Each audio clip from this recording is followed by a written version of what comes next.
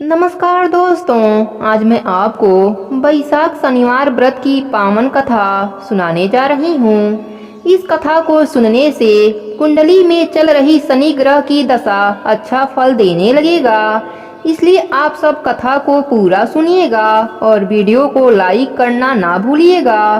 प्रेम से बोलिए शनिदेव महाराज की जय हो। एक समय स्वर्ग लोक में सबसे बड़ा कौन के प्रश्न पर 9 ग्रहों में वाद विवाद हो गया। विवाद इतना बड़ा कि परस्पर भयंकर युद्ध की स्थिति बन गई।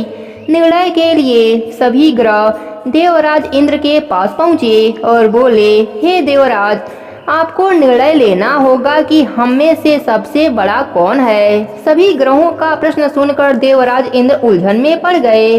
इंद्र बोले, मैं इस प्रश्न का उत्तर देने में असमर्थ हूँ। हम सभी पृथ्वी लोक में उज्जैनी नगरी में राजा विक्रम आदित्य के पास चलते हैं। देवराज इंद्र के साथ सभी ग्रह राजा के नगर पहुँचे। महल में पहुंचकर राजा के सामने अपना प्रश्न पूछा। राजा विक्रमादित्य भी कुछ देर के लिए परेशान हो गए, क्योंकि सभी ग्रह अपने अपने शक्तियों के कारण महान थे। किसी को भी छोटा कह देने से उनके क्रोध से भयंकर हानि पहुंच सकती थी।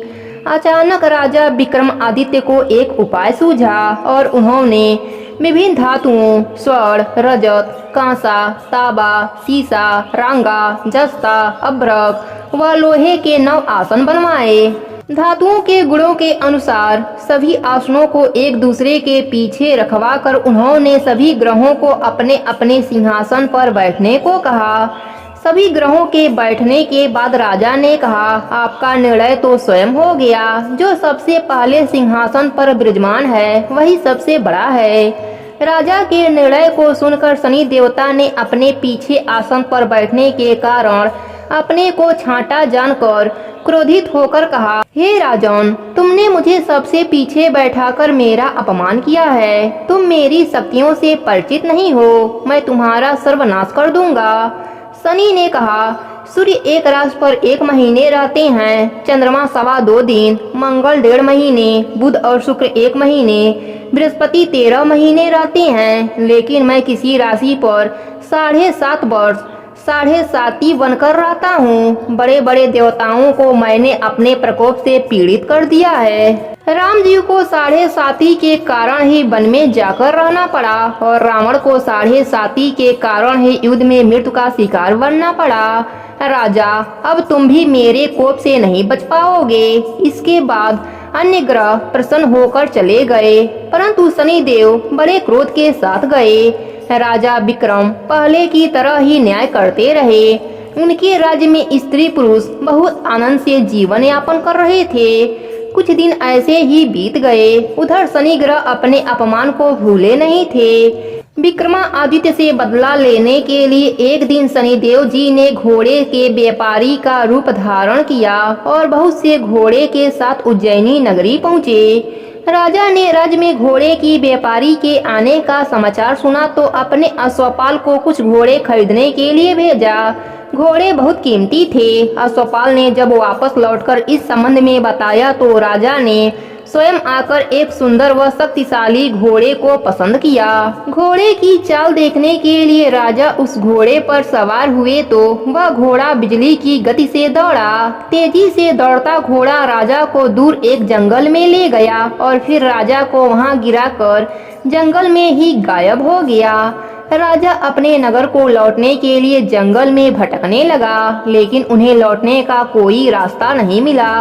राजा को भूख प्यास लगाई। बहुत घूमने पर राजा को एक चरवाहा मिला। राजा ने उससे पानी मांगा। पानी पीकर राजा ने उस चरवाहे को अपनी अंगूठी दे दी। फिर उससे रास्ता पूछकर वह जंगल से निकलकर पास के नगर में पहुंचा। राजा ने एक सेठ की दुकान पर बैठकर कुछ देर आराम किया।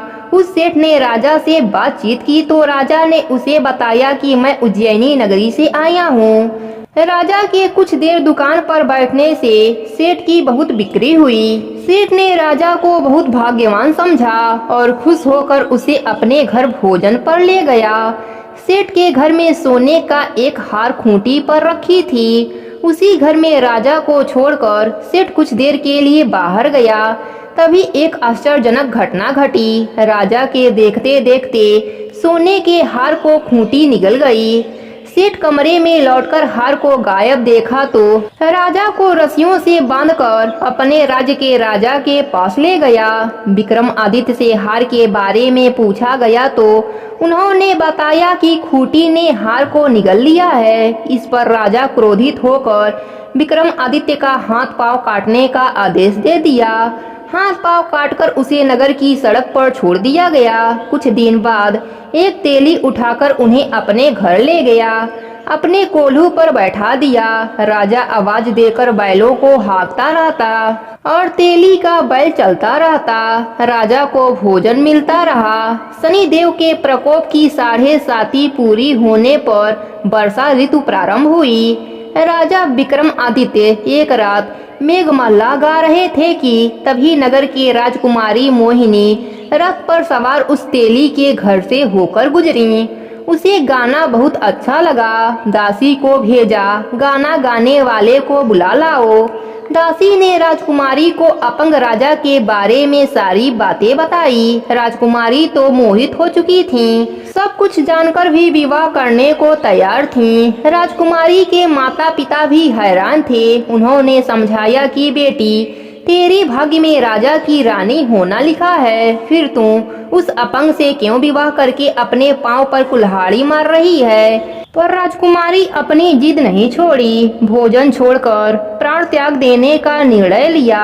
राजा विवश होकर अपंग और राजकुमारी का विवाह करना पड़ा। विवाह के बाद राजकुमारी तेली के घर पर आ गई। उसी रात सपने में शनिदेव जी ने राजा से कहा, राजा, तुमने मेरा प्रकोप देख लिया। मैंने तुम्हें अपमान का दंड दिया है।